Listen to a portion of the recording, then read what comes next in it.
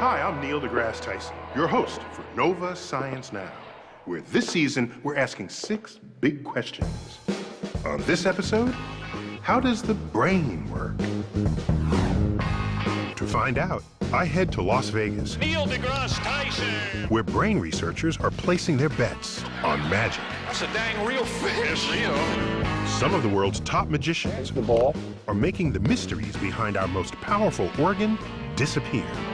I saw it go over. I swear I saw it go over. The illusionists reveal their secrets, That motion will draw the eye. giving us new insight into how our brain pays attention. This would be a major contribution to science from the magicians. Also, a magnetic wand Oh, that was nice. that can control your body Oh, wow. and your speech. We can turn a part of the brain up or down or temporarily turn it off. Could it even change the way you think? It's a remarkable thing that one can put something over somebody's head and modify the way they behave. And I've met some professors who are tough on their students, but this one gets the prize. You're dropped from a 150-foot tall tower in free fall backwards. This brain researcher isn't afraid to go to extremes to solve one of the biggest puzzles in science, Brains are like fingerprints, and they're slightly different in everybody. especially when some of us see a whole other reality. A's are always red, and M's are green. How does the brain, with its hundreds of billions of neurons, put together reality for us? All that and more on this episode of Nova Science Now.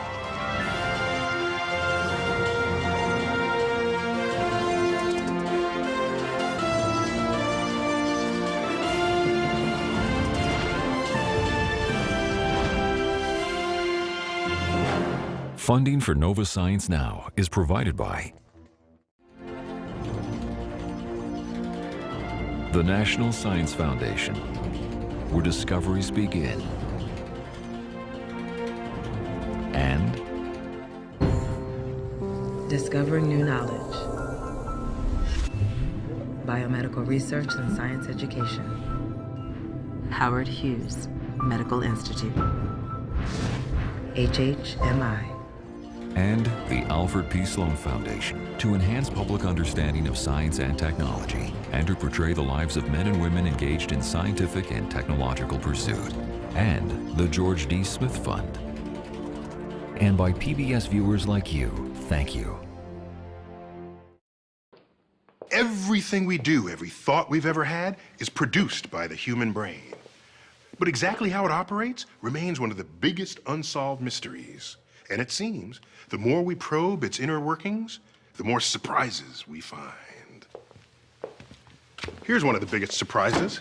As clever and as perceptive as the human brain can be, and as talented as it might be, it can still be fooled by a simple magic trick. Keep your eye on the ball, son. For centuries, magicians have intuitively taken advantage of the inner workings of our brains. Usually, they keep their tricks secret. But I met up with some magicians who are willing to come clean. Eyes on the ball, son. To help unlock hidden mysteries of how the brain really works. This one? Sure? Sorry. Welcome to Las Vegas, the entertainment capital of the world. I'm not here to get rich quick. Neil deGrasse Tyson, right this way. I've come to be tricked by some of the best magicians on earth. Now, in order to catch fish, you have to have the proper fishing pole, and you have to have the proper bait. The Fig Newton. With just a Fig Newton as bait, Mac King takes me fishing.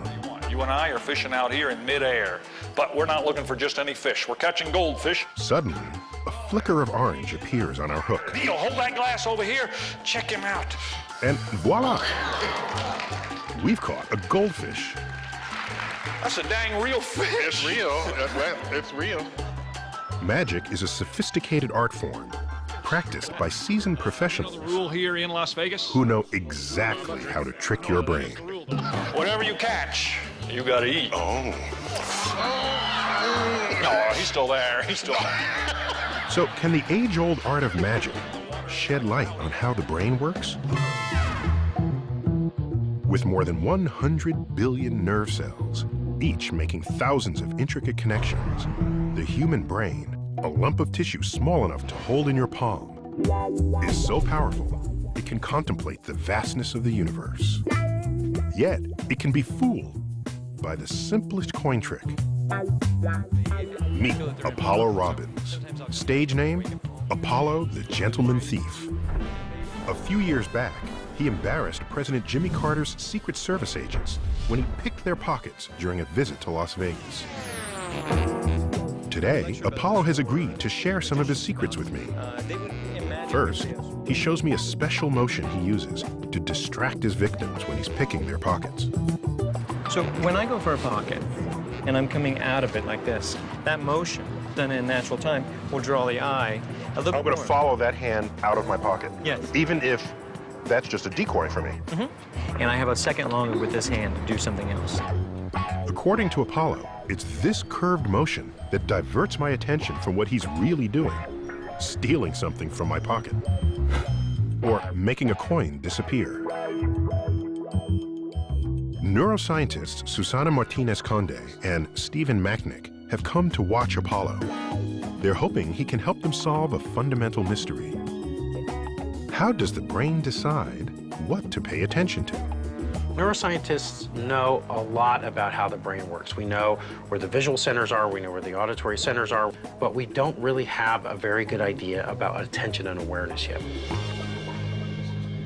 They decide to video Apollo using his curved motion to make a coin disappear. Back in their lab, they prepare test subjects to watch it. They fit them with this contraption, equipped with tiny cameras aimed at their subjects' eyes. We're measuring the eye position 500 or 1,000 times a second, and what we're analyzing is where are the eyes at every given moment of time in comparison to what's being presented on the screen. The experiment reveals their eyes follow the path of Apollo's hand, just as he'd predicted. I'm going to move my index finger from left to right, and I'm going to follow it with my eyes. What my eyes are doing right now is smooth pursuit. A smooth pursuit allows you to track a moving target. Vision is a coordinated effort between the eyes and the brain. When our eyes see an object, the light from its surface travels to the retina, where it's transformed into neural signals. These signals go to a part of the brain dedicated to vision. Here, we start to form an image. But we don't pay attention to everything we look at. How does the brain control what we focus on and what we don't? In a new study, Susana and Stephen, working with Jose Manuel Alonso, found that when our eyes track something, like Apollo's curved motion, there's more than one type of brain cell at work. One type of cell detects motion, while the other suppresses the background. Your brain is actively suppressing the parts of the visual scene that you don't pay attention to. And this relates to what Apollo was telling us, that when you're tracking something, that you ignore everything around it. These two types of neurons that we are beginning to understand could explain, why magicians are so good at what they do. In another trick, I think I see a coin flying through the air, but it never lands. That was good. Yeah. So you see the coin, the shininess flicking through the air. You see the light glint off. I see it. Yeah. And then it disappears. Yeah, and I saw it go over. And you saw it go over. I swear I saw it go over. And it doesn't go over. I'm sure I saw Mac toss the coin. Why did I see something that didn't actually happen? Back at the lab, when volunteers watch the trick on a monitor, they're stumped just as I am. So Mac's creating this illusion of inferred motion. So you see this motion that didn't actually take place. Turns out our brain is sensitive, maybe too sensitive to motion. It's a survival mechanism. That motion detection, I mean, that's really a useful brain skill. The fact that I detect motion even though it's not actually there. Yeah, you make these assumptions to ensure, you know, that you don't get hit by a spear coming from your left side. It's better to think there's a tiger moving in the brush and be wrong than to not notice it and get eaten. Yeah, exactly. Sometimes even the most astute magicians, like the world-renowned Penn and Teller, aren't sure why a trick works. Penn and Teller have been performing magic tricks for more than 25 years. Penn is the boisterous talker. Teller, his silent partner. A standard version of This time, it's the magicians who are asking the neuroscientists to explain a trick. cups, and we use It's one of their favorites, where they make balls appear and disappear under plastic cups. tape the ball, we place it in our hand, we vanish it, and it appears underneath the cup. Here's a little variation Teller came up with, where he takes the ball, places it in his hand, then shows you underneath the cup, yet it still appears underneath the cup. If we do that center ball, place it visibly underneath the center cup. These side balls, really put them away, we don't need them anymore. We have 3 balls right underneath here. That's where they regroup. We have a giant ball in the center cup, one more giant ball on either side, and of course for the finish, it's an American baseball right there. My head is still spinning. Amazingly, the trick works even when they do it with clear plastic cups. This is the Penn and Teller easy to follow version of the cups and balls. Teller has asked Susanna and Stephen to explain one part of the trick. And show it. He's so curious, he's agreed to give an interview, provided we don't actually show him speaking. The thing that I'd like to see Susanna and Steve study is that very elemental move where the ball's on top of a cup and I tip it off while secretly loading the ball. Teller wants to know why we don't see him sneaking a second ball underneath that cup. To him, it's obvious. The neuroscientists record him performing this move and show it to their volunteers. Then they show a different version, one that blocks Teller's face. That turns out to make a real difference. Like the curved hand motion in a coin trick, the magician's face commands your attention just enough to distract you from what's really going on. Even though you may think that you're looking at the balls all the time, the fact that Teller's face is present can draw your attention away from the loaded balls in the cups. Magic is sort of cognitive juggling. The center ball, please center cup, each of the side balls really If you come to a magic show with the intention of exercising your ability to discern fact from fancy and you fail, that's a fine piece of entertainment.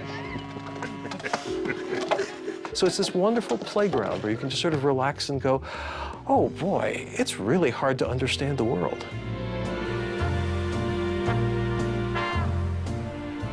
I'm hoping that our work here gives people a different perspective of magic. What's fascinating about our work is that we are a study of human nature, of human behavior. And we have certain information that has been passed down through generations that can be utilized in a way that interfaces with science. And I'm really excited about that collaboration.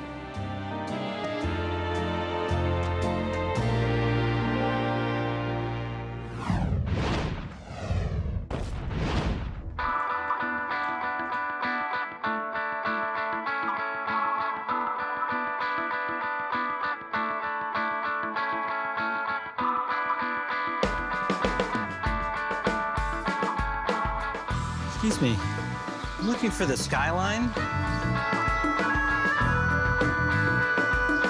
That's in the 20s. That's Careful. if you're heading this over here. Excuse me? It's a hotel. Whoa. Oh, sorry.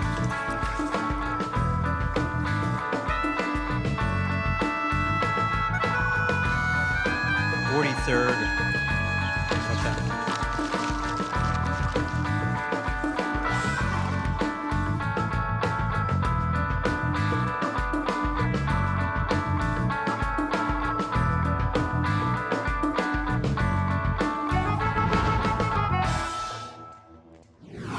When we talk about brain power, lots of people think of computers as being even smarter than we are.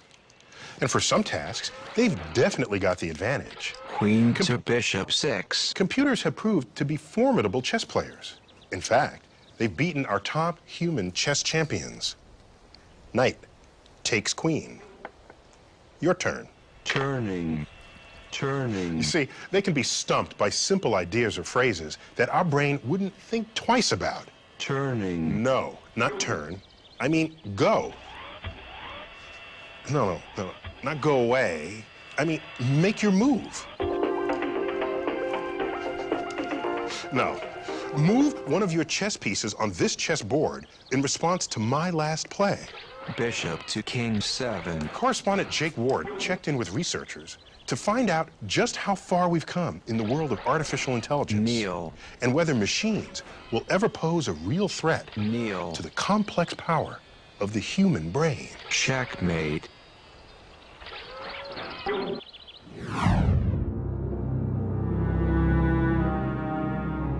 It's one of the most powerful ideas dominating science fiction.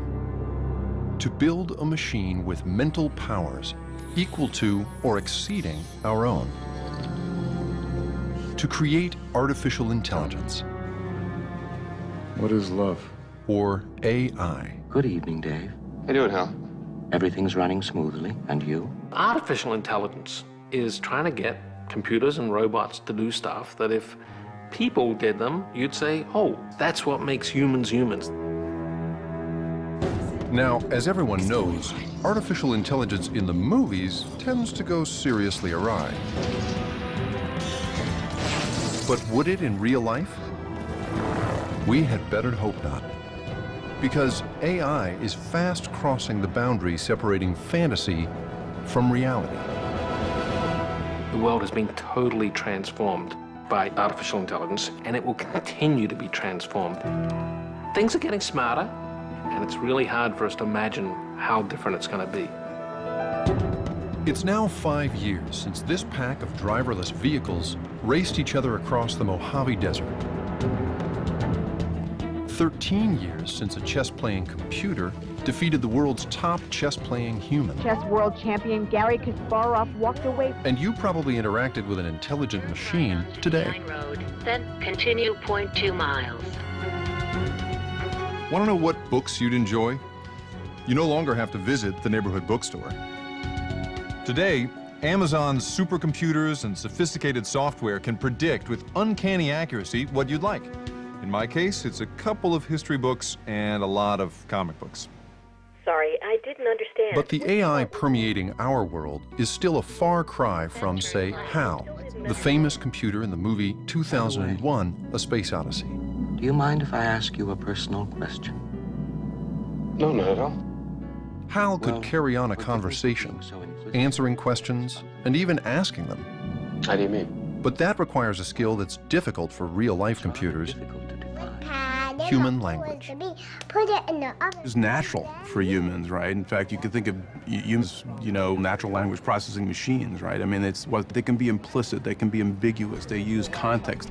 But a computer can't relate the words to human experience. They're really just symbols. So it's a real challenge for the computer to take lots of different pieces of language and try to figure out, gee, does this mean that? Given the complexity of human language, could any computer truly understand it?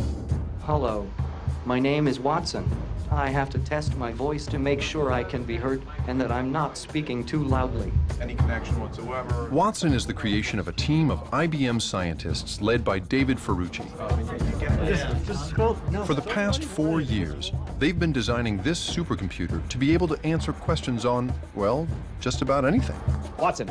Who is Arturo Toscanini? Good. They're now preparing Watson for a very public test. Read well enough to sort of do competing that. on the popular quiz show Jeopardy. It's a word game that challenges even the smartest humans. An interview with the maker of this documentary. Jeopardy is a game that changes, right? It evolves. There's a huge variety of questions. They might ask about movies or sports or geography or politics or anything. So it's kind of the benchmark, I think, for knowledge of a wide variety of topics and also being able to think fast. Is that right? Many of Ferrucci's colleagues thought a contest on national television against Jeopardy champions was too risky to undertake. We're going to play for the first round. And the consensus among the group, although I personally didn't share it, was that no way, we're not going to do this. Too difficult to do, we'll embarrass ourselves. Did I expect to get fired? No, but maybe. What I more expected was, you know, you're going to lose credibility. Cincinnati's daily paper has this To prepare for the challenge, IBM built a replica of the Jeopardy studio, hired a formal host, and even recruited former players to compete against. Maria. What is hazelnut? Thank you. This trusted friend was the first non-dairy powdered creamer. Watson? What is milk? Holy no, that was wrong. Maria? What is coffee made? Thank you. So the first time we saw Watson compete, it was tough. We had a lot of problems, but we're learning a lot about how to make Watson better at understanding language in different contexts and understand that in one context, a word means one thing, and another means another thing. A garment worn by a child, perhaps aboard an operatic ship. Watson? What is pinafore? Yes. How did you get that? Very nicely done. To appreciate what a feat this is for a machine, just consider the opponent Watson is up against, the human brain. It can store an estimated 1 million gigabytes of information. By comparison, the most commonly used archive of the internet is only 4.5 times bigger. But Watson is not connected to the internet. Instead, he's been stuffed with millions of documents, anthologies, dictionaries, encyclopedias, but no amount of information is ever enough. Because amassing facts is only half the battle, since Jeopardy is as much a language game as a knowledge game. Watson? What is Smallville? Smallville, yes. They come up with very sneaky questions that include slang and puns and that sort of thing. So it can be very challenging just for the computer to understand what's being asked for, much less trying to answer it. And we couldn't write rules for every combination of word and phrases and context for every possible question or thing that Jeopardy might ask. Moreover, it was sort of my philosophical view that that's not the right way to approach AI. Instead, Watson has been taught how to compute the similarity between things by analyzing thousands of examples from disparate sources. This saint wields a candy cane-like lance in Il Sodoma's painting of him slaying a dragon. Watson. What is St. George? Good for 400. Where'd you, And so Watson? I actually looked at, well, how do we even get this one at all? And it turns out that from one document, we were finding this association with a painter. From this other document about dragons, we were finding out that St. George slays dragons. And so what Watson was able to do then was take the evidence from both of these and put these together. That is correct. Watson was winning about 64% of his matches by the time I had the chance to try to beat him myself. Jake. What is lanyard? No. Refusing to imprison this man for demonstrating during the 1960s, de Gaulle said, "One does not arrest Voltaire." To whom are we referring? Jake, did you come up with the right answer? You had $9,400. Let's take a look on your board and see what did you say. Who is Albert Camus? No. Watson, it's all up to you now, my friend. You had $41,805. What did you write down as your correct response? Who is Jean-Paul Sartre? Yeah. That is correct. Man, he trounced us. Yeah. So how does Watson do it? In part, by imitating the humans he's trying to defeat. When you think of Watson from a hardware perspective with all its cores, you know, all its processing units running at the same time and communicating with each other at different points, does it sound like the human brain? I think at that level it does. Our brains are experts at multitasking, firing billions of neurons simultaneously to solve a problem. Likewise, Watson harnesses an army of computers. As soon as he receives a clue, they begin searching through millions of documents, independently gathering evidence, seeking out matches for the clue's words and phrases. After interpreting the clue in a multitude of ways, Watson comes up with hundreds of possible answers. The next thing that Watson is going to do is going to take those answers and say, well, let's assume all of them might be right. So these are its competing hypotheses. Once it makes that assumption, it takes each one and says, let me go and try to get evidence supporting this answer as the right one. In a sense, Watson makes an educated guess, processing hundreds of possible answers using statistics to see which one is most likely to be correct. And in the end, we get a list that says, here's the top answer, and we're 75% sure it's right. And that confidence is based on what we call an evidence profile, which gives you these scores that say, I like this kind of evidence, I like popularity evidence, I like classification evidence, and all those things get added up to say, yes, I'm 75% sure I'm right, I want to buzz in. After Germany invaded the Netherlands, this queen, her family, and cabinet fled to London. Watson? Who is Wilhelmina? That is correct. Watson is the confirmed champion for this game. So does this amalgam of circuits and silicon really take us closer to the dream of a fully developed artificial intelligence? Can you speak Bocce? Of course I can, sir. It's like a second language to me. Surprisingly, even Ferrucci thinks we're far from that goal. I actually don't believe that, at least the way we program and develop computers today, you can actually create a human intelligence. For me, the question isn't how intelligent is a computer or how smart is a robot. It's how it acts in the world, doing interesting things and stuff that we want done, and it's a total interaction. And that's why it might be worth it to invest millions in a computer that plays a game. Because someday, it might do a lot more. Imagine a Watson-like medical assistant that could associate a set of symptoms with diagnoses a doctor might never have heard of. Or a Watson that could gather evidence for a lawyer. A thinking machine that could, in short, augment us as a sort of second brain.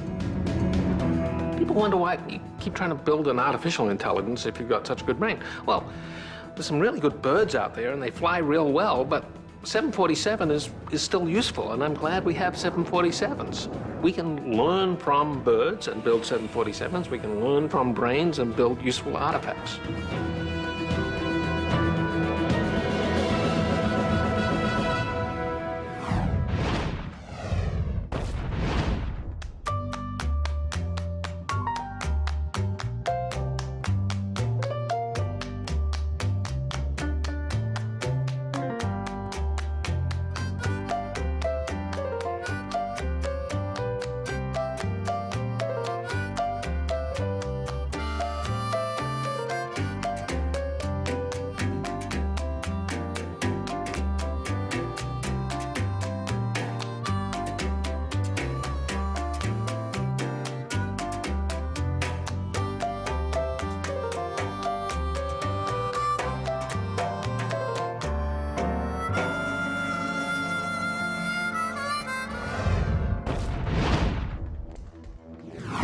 We know our brains run on electrical impulses. Every time we move or make a decision, electricity's buzzing among our brain cells. So imagine if you could tap into that circuitry like you do with a TV remote. You really shouldn't be eating that. Could you ever control another person's actions or thoughts? There's your check, hon. I'll get that. Seems like science fiction, but as correspondent Mo Rocca discovered, it's not. Imagine a magnetic wand that could control your brain. To find out if such a thing could actually work, I offered my own brain for a test. It seemed like fun at the time. Hold it up, you can look at it. Psychiatrist and neurologist Mark George said he could make my thumb twitch. Jeez, it does. Oh, that was nice. Using a map of the brain, he can zap the area that controls a specific body part, like my toe. Oh, wow. Is that last joke a little too much? A little bit, yeah, it's a little much. 1, 2, 3, 4. The wand can even affect someone's speech. 10, 11, 12, 13, 14, 15, 16, 17, 18, 19, 20. And once the pulse is removed, 25, 26. Everything goes back to normal. 29, 30. It's sort of a remarkable thing that one can put something over somebody's head and modify the way they behave. Wow. The wand works by producing a powerful magnetic pulse. So it doesn't look like a lot, but the magnetic field that it generates is about the strength of an MRI machine, of a very strong MRI machine. Since electricity and magnetism are really just two forms of the same thing, a magnet can affect the electrical signals in your brain. Now this is your brain. It's basically an electric web of billions of neurons wired together. When a strong magnetic pulse hits these neurons, it alters their electric current. The process is called transcranial magnetic stimulation, or TMS. Electricity is the currency of the brain. All thoughts, all beliefs, all actions are just electrical impulses. And so TMS, we're actually able to get in there and influence the currency of the brain focally and non-invasively. The stronger the magnetic pulse, the deeper into the brain it goes. And by adjusting the pattern of the pulse, you can change the way that part of the brain functions. We can turn a part of the brain up or down or temporarily turn it off. It doesn't take a genius to see that it should be a pretty fertile way to begin to understand how the brain works. One mystery George wanted to decipher was how the brain processes pain. For example, when marathon runners are injured during a race, they might not even feel it. What's happening in the brain to mask that pain? You know, it's very common if you're in the middle of a great sports event and you twist your ankle, you will not feel that pain until after the event. When you injure your ankle, pain signals are sent through the nervous system to the sensory cortex. But researchers suspected that an area called the prefrontal cortex, the thinking part of your brain, also plays a key role in your perception of pain. George set out to test this idea with TMS. He asked 40 people who were having stomach surgery to take part in a study. So what we decided to do was to grab them the first opportunity that we could, that is when they come right out of the operating room, and we would just apply a 20-minute session of TMS and then walk away. What we chose to do was to position the coil really right in the center of the part of the cortex that we thought mattered, and then see if we got an effect. Next, they needed to monitor each person's pain threshold to see if TMS had had an effect. They found an unlikely measuring stick, the morphine pump. By counting how many times a patient released this pain relief medicine, they kept tabs on how much pain she could take. Half the patients received real TMS to their prefrontal cortex. The other half received a fake charge that would have no effect on the brain. If the TMS worked, the patients who received the real TMS would press the pump fewer times. And surprisingly, in 2 studies now, it essentially cuts their need for anti-pain medicines, cuts it in half for the next day, which is a whopping clinical effect. The results suggest that this one small area in the prefrontal cortex may indeed play a key role in how we feel pain. TMS not only can reduce physical pain, there's strong evidence it can treat emotional pain too. For decades, doctors have treated clinical depression with electroconvulsive therapy, an intense charge that throws the entire brain into seizure. But researchers believe TMS could offer a less extreme alternative. They propose that clinical depression might be caused when the prefrontal cortex lets negative emotions get out of control. So they decided to use TMS to try to stimulate the prefrontal cortex and get it to do its job. So my thought was that by persistent, daily, repeated, subtle switching of the prefrontal cortex circuitry, could somehow reset that system. That's sort of similar to what happens when you jumpstart your car. George recruited 190 patients, people who had suffered through years of depression and tried everything from therapy to medication, with no success. Every weekday for 6 weeks in a double-blind study, doctors gave the patient 38-minute treatments of TMS. TMS did not work for everyone. For a third of people, it did little or nothing. For another third, it helped some. And for the remaining people? About 1/3 of the people that got this kind of a treatment over 4 to 6 weeks, remitted. That is, all of their depression symptoms went away. Today, over 200 clinics use TMS to treat depression when medications fail, and before a patient undergoes electroconvulsive therapy. But TMS is perhaps most powerful as a research tool, not just to alter how we feel, but to affect the way we think. Dr. Pasquale Leone teamed up with MIT neuroscientist Rebecca Sachs to study how the brain judges right and wrong. Mushroom or just to cause The first step was to come up with stories, some of them pretty horrifying. Our stories have dozens of different ways that one person could hurt another person. We just sit around the lab making up different ways people could attempt to kill each other. Stories like this one. Teddy and his twin brother Freddie work in a chemistry lab. When Teddy goes to pour some coffee for both of them, Freddie asks for sugar in his. Next to the coffee machine, there is a white powder in a container labeled toxic. So Teddy believes the powder is a toxic substance left behind by some other scientist. Teddy pours the substance into Freddie's coffee,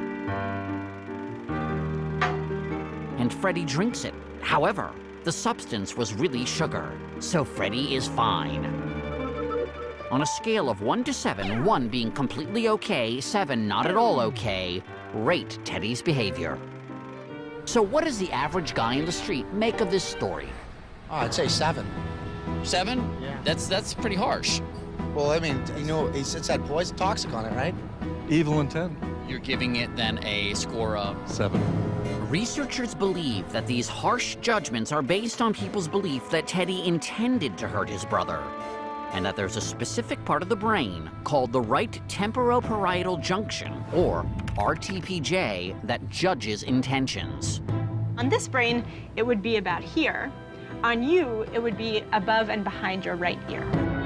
What would happen if TMS turned down this part of the brain? We predicted that if we could interfere with neural activity in the right TPJ, we would be able to change people's moral judgments. In this experiment, 20 subjects read 48 morality tales, like the one about Teddy and Freddie, and then type in a score. The scientists believe that shutting down the RTPJ will make people focus less on Teddy's intentions. And just when you get to the point that Teddy gives Freddie the coffee with the powder in it, and we ask you, was that morally wrong? Just at that point, we give you a really brief pulse of TMS into your RTPJ. So after going under the wand, what do people think about Teddy, the evil twin chemist? What we found is that people who are having TMS to their right TPJ make moral judgments that depend less on the person's beliefs and intentions. Which means someone who had TMS was less likely to judge Teddy harshly, even though he tried to poison his brother. They still thought it was wrong. They still thought it was wrong. It was didn't just succeed. less wrong. Nothing bad happened after all. Boys will be boys, they thought. Scientists believe that TMS will continue to unlock the mysteries of how the brain works, how it breaks, and how to fix it. If you know what circuit is abnormal, you can modify it and have a therapeutic effect. We're going to learn a lot about the brain and be able to help a lot of patients.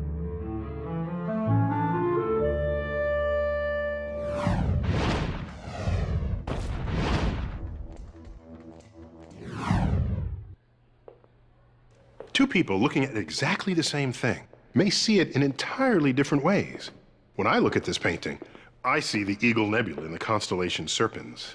Nose, eyes, fur. I see my pet poodle, Tuffy. So why is that? Why do our brains at times interpret things we see or experience so differently? Nose. In this episode's profile, we meet a neuroscientist who's looking into the brain and discovering some people whose brains see the world in ways shockingly different. Tuffy. From the rest of us, Nebula. These men have come to this tower to free fall without any wires. From the top. Sound crazy? For neuroscientist David Eagleman, It's just another day at the office. His job, trying to understand how your brain works. So your brain exists encased in silence and darkness inside your skull. How does the brain, with its hundreds of billions of neurons, put together reality for us? David sees science as a creative act. From crashing a wedding to collect DNA, to studying people who see the world in strange colors. The number 9 is hot pink. Just the way that we see the world is different. To dropping people from really high places.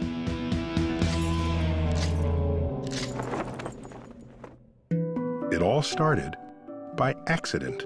When I was 8 years old, I went climbing on the roof of a house, and I fell off of the roof. On the way down, I was thinking about Alice in Wonderland. When you are the person doing the falling, it seems like it takes a long time. All of us have some moments in our lives that seem to last forever, and other moments that go by in an instant. So that got me interested in the issue of time perception. That's when David found the tower. You're dropped from a 150-foot tall tower in free fall backwards, and you're caught in a net below. It took me 8 months to get permission from the university to do this experiment. You're going up this very long elevator ride up to the top. They clip you in and they hang you backwards through this hole in the cage, and it's a long way down to the net. And at that point, you're feeling pretty scared. And you're going 70 miles an hour when you hit the net. I'm an adrenaline junkie, but it's absolutely terrifying. It's not like fun going on a roller coaster. It's just, you know, scary. So was this free fall scary enough to create a time distortion? When they're remembering their own fall, people think it took a much longer time. Once they release you, like, your mind just goes blank. So we had the duration distortion. Now the question is, are they actually seeing in slow motion during the fall? So I realized what we needed to do was invent a device that didn't exist. So he built a special wrist-mounted monitor where he could speed up the pixels until they moved too fast for a brain to perceive the number. Researchers strapped the monitor to each person's wrist and told them to try and read the high-speed numbers as they fell. So if they're slowing down like a movie camera in slow motion, they'll be able to see very different information on the watch.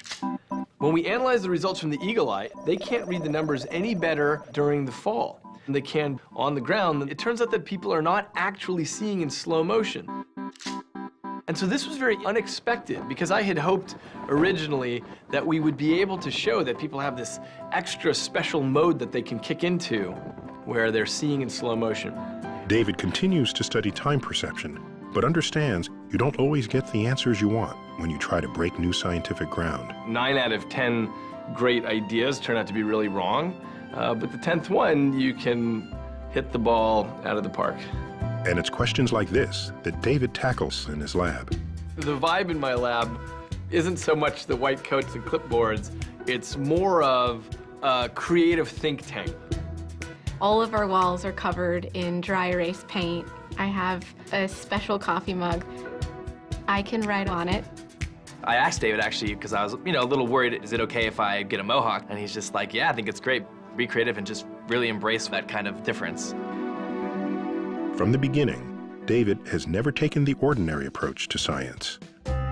Growing up in New Mexico, he was fascinated to hear his father, a forensic psychiatrist, talk about the criminal minds he studied, including mass murderer William Wayne Gilbert. Somebody said to my father, I'm sure that Gilbert feels remorse for what he's done. And my father realized this was a very incorrect view because Gilbert felt the kind of excitement when he was going to murder someone that he had felt as a child on the night before Christmas. So that taught me that it's actually quite impossible to project yourself into someone else's brain. Listening to the stories about the strange minds of murderers, he became obsessed with how someone's brain could create a reality so different from his own. But the problem was, science class left him cold. Unfortunately, I didn't like high school science that much. There's always the answer in the back of the book, and what you're trying to do is get yourself through something that other people have already invented.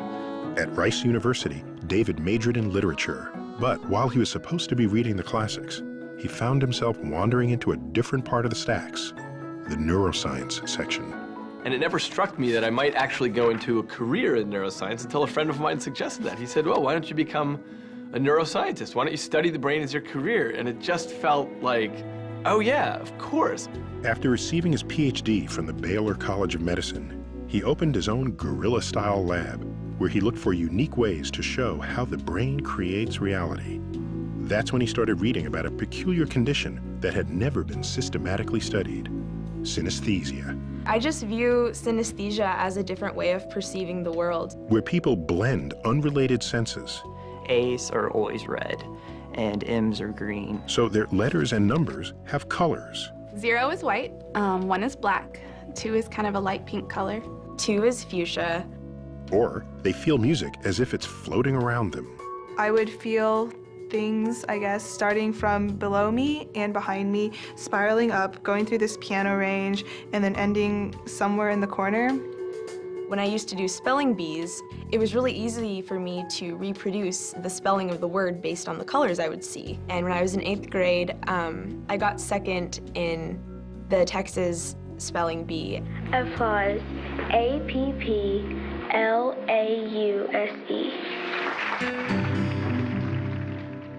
Most of the papers in the literature just had a single subject in it. They would say, we have found a synesthete and here are her characteristics. So I thought, is there a way that we could actually get thousands of synesthetes? And so I turned to the internet. David designed an online test to verify that someone has synesthesia, and it spread virally. So at this point, I've interviewed and rigorously verified and have all the data on over 6,000 synesthetes. And that has really changed the field. He now had a huge pool of subjects he could study with the latest scientific tools. So it turned out that one of our synesthetes was getting married. David saw a guerrilla science opportunity. The family would all be at the wedding, but what he really wanted was their DNA. We crashed a wedding where a whole bunch of people were coming together from the family. And we showed up, and we had everybody spit in the spit kits. Then we left. And that was a great way to get a lot of data at once. Next, he wanted to look inside the heads of synesthetes to see just how their brains worked. We take someone with synesthesia, they go inside the fMRI machine, then we show them a video from Sesame Street. And we've turned it into grayscale, so there's no color involved. But there are lots of letters and numbers flying at them. The fMRI gives David a map of what parts of their brain are active. When the synesthetes watched the video, they saw something very different from the rest of us. Even though the cartoon was in black and white, I perceived the number as being in color. So what clues did he find in the fMRI images? What we seem to be finding is that the areas involved in letters and numbers are right next to the areas involved in colors and textures and spatial forms. What David saw supports the idea of a kind of crosstalk between two adjacent but unrelated parts of the brain. It appears that in synesthesia, there's just a slight tweak on that. Activity in some area will actually excite activity in a neighboring area. So this has led us to a new anatomical understanding of what's happening in synesthesia. With each new experiment, David understands more about how the tiniest changes in our brain profoundly shape our realities. It turns out that people's realities can be quite different. David's own brain has helped him forge a unique path, full of triumphs and failures, that is changing how we view our most vital of organs. Brains are like fingerprints, and they're slightly different in everybody. So being inside my head and being inside someone else's head can be very different. And studying such unusual brains has helped him understand just how different our realities can be. We're different on so many levels. Even just the way that we see the world is different from one person to the next. I don't know what it would be like to have letters and numbers that didn't have colors. Like, that seems like it would be such a dull and drab way to experience them.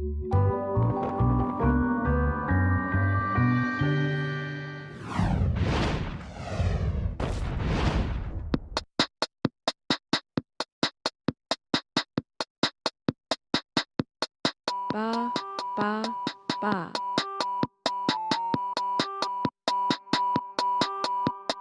Ba, ba, ba.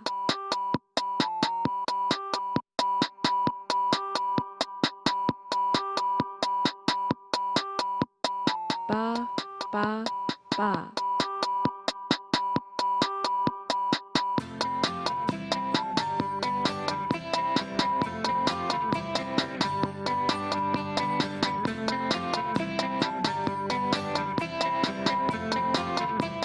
Ba, ba, ba.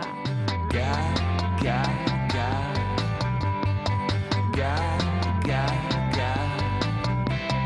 Ba, ba, ba. And now for some final thoughts on how our brain works. We praise our brain in many ways, but that's surely because it's our brain. But we're so easily fooled by other humans and even by nature itself that we need the methods and tools of science to shield us from bias, blunder, and even delusion. If we were honest with ourselves, then, for example, books on optical illusions would really be called brain failures. The human brain may linger as the last thing in the universe we ever completely figure out. Apart from the philosophical challenge of a mind coming to understand itself, the extreme case of an experimenter interfering with the experiment, there's also the ethical challenge of how you come to know what goes on inside a living person's head. Normally, when confronted with a mysterious orb, an experimentalist pries it open, slices it, dices it, analyzes it, chemically, physically, and biologically. Problem is, people don't normally volunteer their living brains for such studies. Our best hope today lies with the neuroscientists. What are thoughts but electrical impulses among brain cells? What are ideas but novel firings of those cells? What are mental problems, if not impulses that have misfired? In the way that chemistry arose from the ashes of alchemy, neuroscience, a field still in its infancy, may one day subsume psychology, laying bare our inner universe, which has remained hidden for so long. And that is the cosmic perspective. And now we'd like to hear your perspective on this episode of Nova Science Now. Log on to our website and tell us what you think. You can watch any of these stories again, download additional audio and video, explore interactives, hear from experts, and watch revealing profiles from our web-only series, The Secret Life of Scientists and Engineers. Find it all at pbs.org. That's our show. We'll see you next time. Next time on Nova Science Now. How smart are animals? Very smart. Dolphins problem solving. He outsmarted me. Good! Dogs acing tests our closest relatives can't pass. And you won't believe what she can do. There's 1,000 toys here. She knows the name of every single one of these. Parlor trick or true intelligence? How many? What? We were communicating with another species. It was the Dr. Dolittle moment. Next time on Nova Science Now. Funding for Nova Science Now is provided by the National Science Foundation, where discoveries begin. And discovering new knowledge. Biomedical research and science education. Howard Hughes Medical Institute. HHMI. and the Alfred P. Sloan Foundation to enhance public understanding of science and technology and to portray the lives of men and women engaged in scientific and technological pursuit, and the George D. Smith Fund. And by PBS viewers like you, thank you. See a hidden side of science on Nova's web-exclusive series, where we challenge experts to explain their work in less than 30 seconds. Okay, synesthesia is a perceptual condition that involves blending of the senses. So letters can get associated with colors or taste with shapes, that kind of thing. We think that it arises because of abnormal neural connectivity. And we care about this because we're looking at synesthesia as a model for other diseases that have been implicated in abnormal connectivity, such as autism, schizophrenia, ADD, and that kind of thing. Under time. Sweet.